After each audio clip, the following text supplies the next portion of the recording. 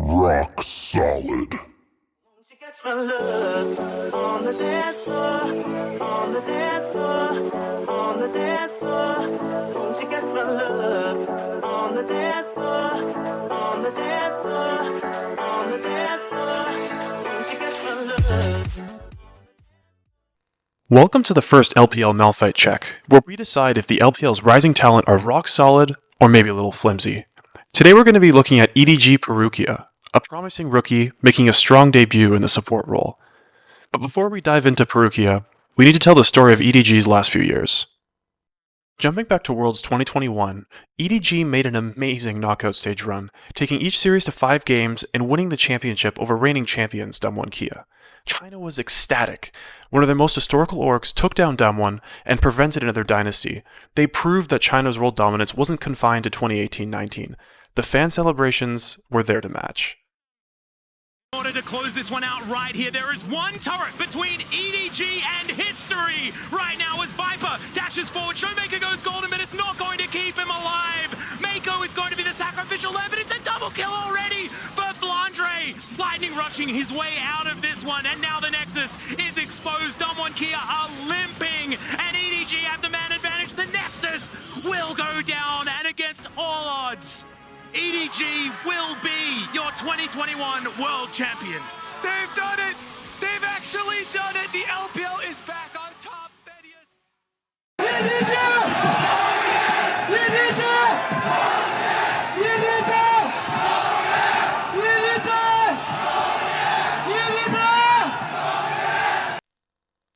Matching the glory they brought in 2021 was not going to be easy.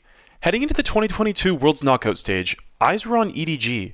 It seemed like they were poised to make another deep run in the tournament, but their hopes ran short. In the quarterfinals, they matched up against underdogs DRX. The series featured legendary moments like Deft's failed backdoor attempt in Game 2. EDG's Baron. I don't know that they can. They don't have a jungler here, and Beryl has no flash. It says TP! Deft TP's to the top lane. They've got to get back to the base. They've got to answer him. Double TP! They're going. They send more. Sedge gets the stun, but inside the pit, they're still playing for Baron. It's secured, but Deft kills turret He's got it! number 1. He kills turret number 2, and the Nexus is in his eyes, and he's gonna get the the inventory! The inventory is back up! What? He cannot get the stun. No way! Oh my God, Deft, no! The game was in your... As for Game 5, well, I think we all know how that went. More damage in the trading plan. Obviously doesn't have any mana issues. Seems Echo very low. Oh, Goes in! Wants the solo! Oh, you gotta be kidding me! we'll have the rocket belt ready for the dragon spawning in a minute's time. Here comes the dive on in. Wants final on it. Gets the first stun. Nearly a kill and a scout. Needs to get the shot. Oh! This failed run led to the roster blowing up, with only Jie and Mako remaining. The roster they built held high hopes, but they really achieved nothing of the sort. They did have some funny moments, though. Now they actually catch a charm, and now On's in trouble. There's the Unstoppable Force again, and the cease and desist on to Gekao. But here comes Ben, and he wants some revenge! A slicing Maelstrom wreaks havoc. Leave has found a flank on the other side. The Mega Death Rocket comes across, but it's not enough damage. And now PLG have stepped too far forward. They've gotten the recess off. They will find Leave on the other side, but the Event Horizon can soon make the difference. I think he might be able to. It's a quadra kill for Allah. Is it gonna be a penta? And they're gonna give it to him! No, he heals up, and there you go! A pentakill!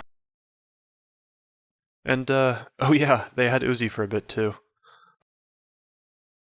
After 2 years of failing to find success with star-studded rosters, EDG came into 2024 with a very different plan in mind. Mako left the squad for Top Esports, and they built a roster focused on developing their strong academy prospects, with legendary jungler Clearlove at the helm. The outcome left much to be desired. The rosters played a constant game of musical chairs, subbing in different junglers, supports, mids, and ADCs, unable to find anything they really wanted to stick with.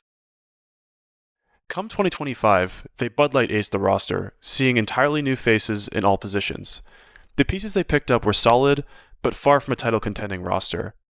They picked up veterans like ZDZ, Xiaohao, Angel, Asum, and Wink.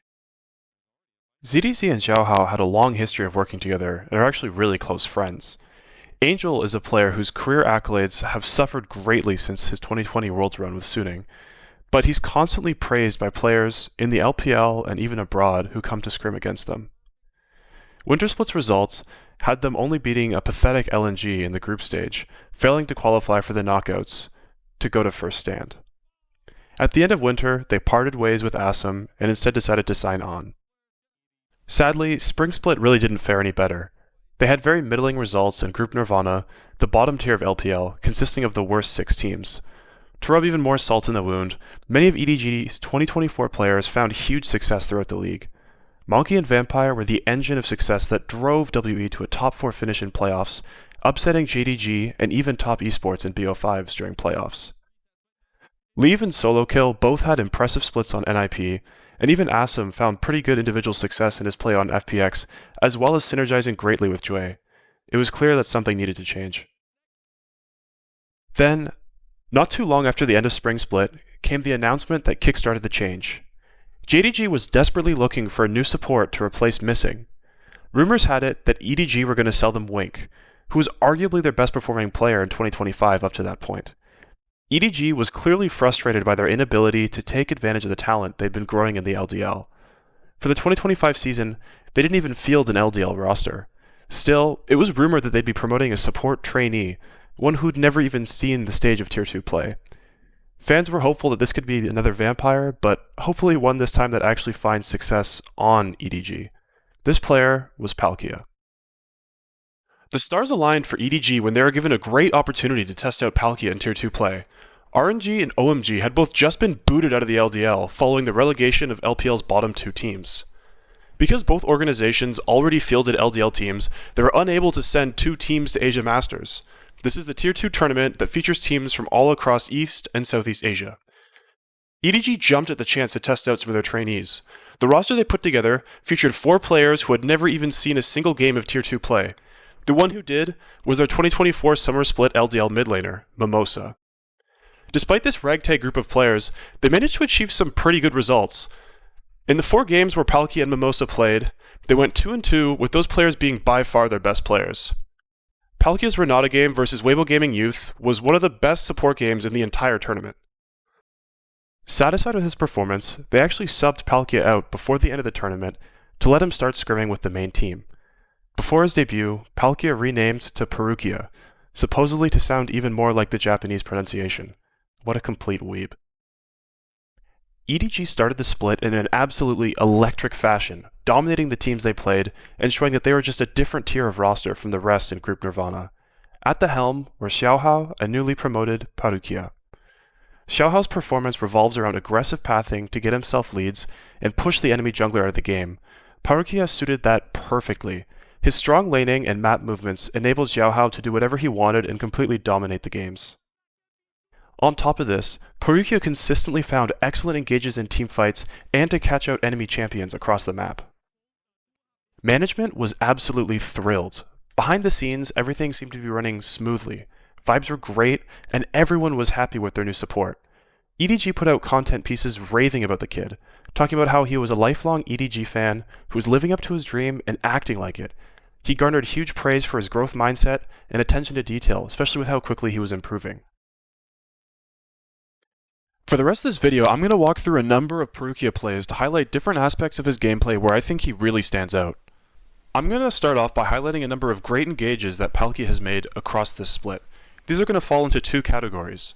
The first of which, like the one I'm about to show you, are when he makes a multi-man engage and combos a number of players in the enemy team to set his team up to win the fight. The second of which involves engaging onto a single key member, locking them down, allowing them to be killed, which will then win his team the fight. As we can see in this particular situation, EDG's in a roughly even game state with UP other than the fact that they're on sole point. The team's taken a great position where they've taken control of the brush in the river and set up a vision advantage where the enemy team really can't see what's going on. Parukia has started off the fight by placing a ward to mark the flank here, and we can see him go around to mark it. As the enemy team groups up, he jumps onto them and combos them a little early, but it allows his team to clean the rest of the players up.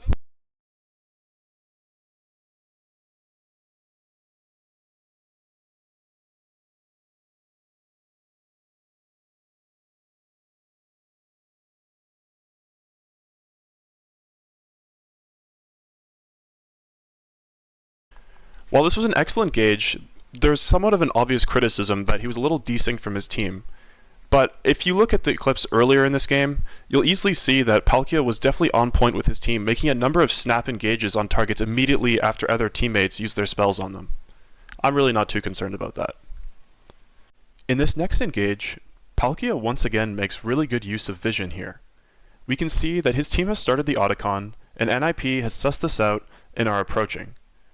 They've taken control of the tri-rush here with this control ward, and have pushed them out, using their vision to control that area.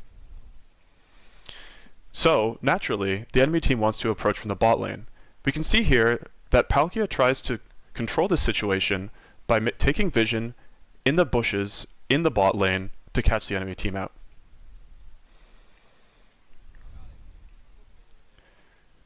He falls back into the bushes, places a ward, and then sits in the middle bush.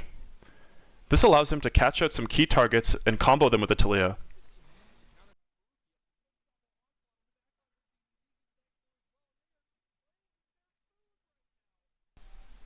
This next play shows Parukia making great usage of his HP as a resource.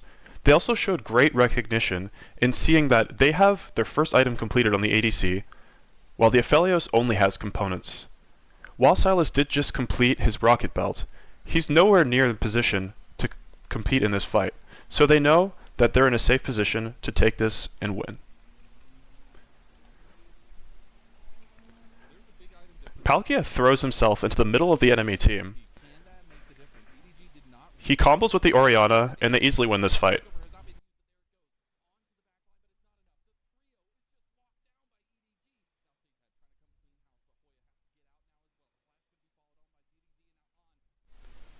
This clip really showcases Parukia's threat assessment and his ability to pick off key targets in important moments. We can see that in this game, EDG is kind of on losing ground, down 3k gold with the enemy Lucian incredibly fed. As we watch this fight, we can see how he first initially tries to peel off Nayo pretty well, and then catches out the Lucian, easily handing his team a free teamfight win.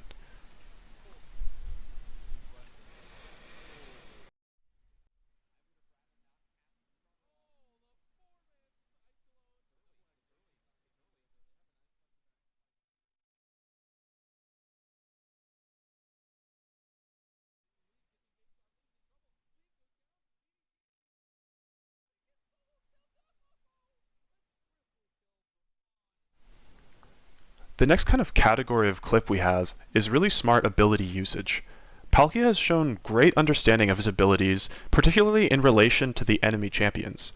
This is mostly demonstrated on the picks that he's most comfortable with, like Rel, but we can see it on a few different champions. In this particular clip, Parukia is walking back to bot lane, knowing that the enemy team has control of this bush. He has the Xin Zhao right behind him, which the enemy team is not aware of, but for a brief moment he's very susceptible to the enemy champions.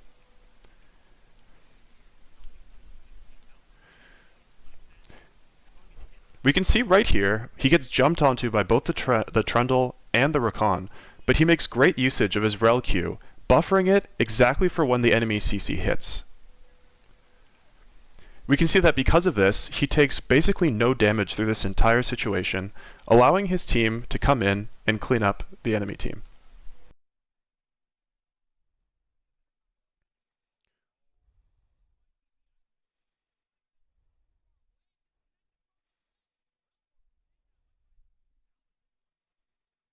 In this clip here, EDG are down roughly 400 gold to LNG going into a big 4th Drake fight. Right here, we're going to see Parukia make excellent use of the Poppy's steadfast presence to deny a Rel engage when otherwise it would be catching out Angel.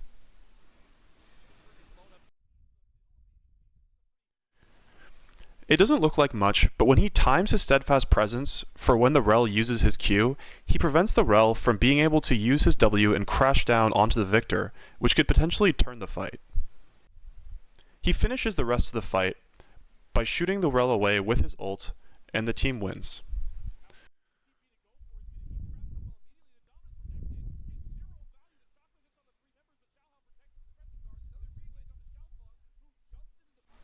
This next clip shows Parukia making excellent usage of both the steadfast presence and the Poppy ult, shooting away both flanks one after another. I thought it was pretty impressive.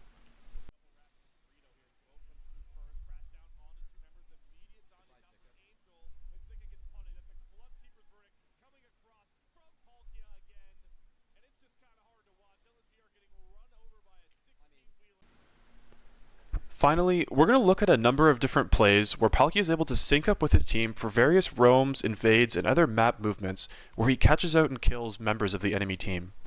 In this particular situation, we can see both Xiaohao and Parukia recognize that the enemy has really bad tempo. The Braum is sitting top lane with the Tilia helping to push out the wave, and Senna just recalled.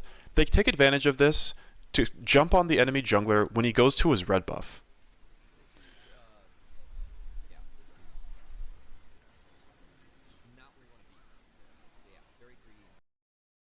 This play here starts out in much of the same way as the one that we just showed. He sees that the enemy support is top, trying to take the first turret in the top lane.